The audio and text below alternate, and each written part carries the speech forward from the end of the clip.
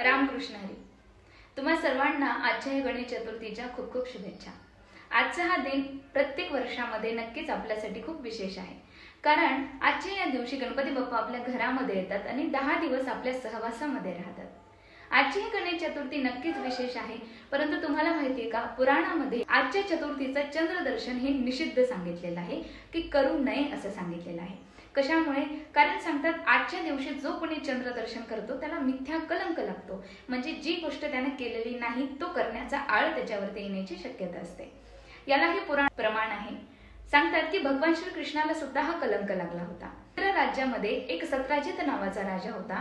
त्याच्या भावाला प्रसेनजितला मारण्याचा कलंक भगवान श्री कृष्णांना सुद्धा लागते.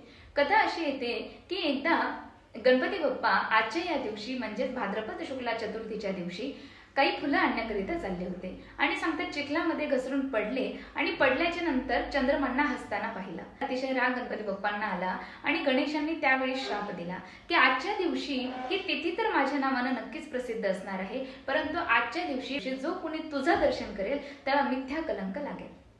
म्हणून सांगतात आजचा हा दिन तर खूप पवित्र आहे, परंतु आजच्या या दिवशी गणेश महाराजांनी चंद्रमांना श्राप दिल्या कारणाने आजचा हा दिवस चंद्रदर्शन करण्याकरिता निषिद्ध सांगितला जातो.